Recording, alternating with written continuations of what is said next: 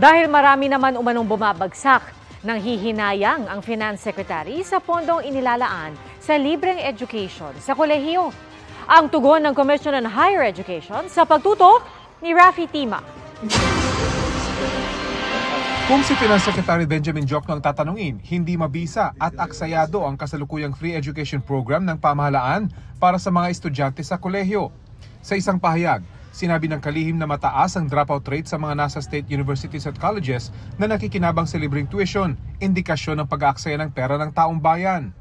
Sa halip, ayon sa kalihim, dapat palakasin ang basic education system at magkaroon ng nationwide test at ang mga papasa rito ang siya dapat makinabang sa libreng tuition. 21.7 billion pesos ang nakapondo para sa libreng college education sa 2024 na pakikinabangan ng 2 milyong estudyante. Pero ayon sa Commission on Higher Education, kung dropout rate lang daw ang pagbabasehan, mahirap sabihing nasasayang ang pondo ng pamahalaan. You can argue that maybe they dropped out because the subsidy of government is not enough.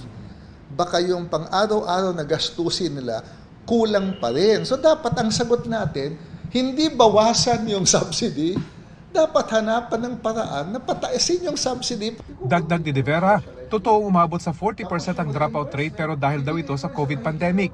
Malaki na raw ang ibinaba nito ngayon. Tanong pa ng CHED, bakit free college education ang titipirin gayong kakaperanggot lang ito sa trilyong-trilyong pisong budget ng pamahalaan?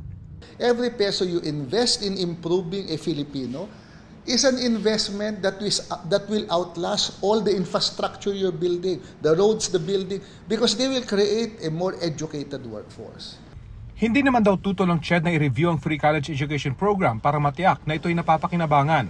Pero sa halip na nationwide test, ang pagbasehan ng bibigyan ng libreng tuition, dapat umanong abutin ng gobyerno ang mga sektor na walang kakayahan na mag-review para sa college exam.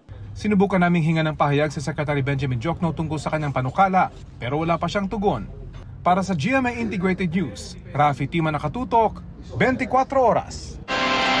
Mga kapuso, kasama nyo kami 24 oras. Mag-subscribe sa GMA Integrated News sa YouTube.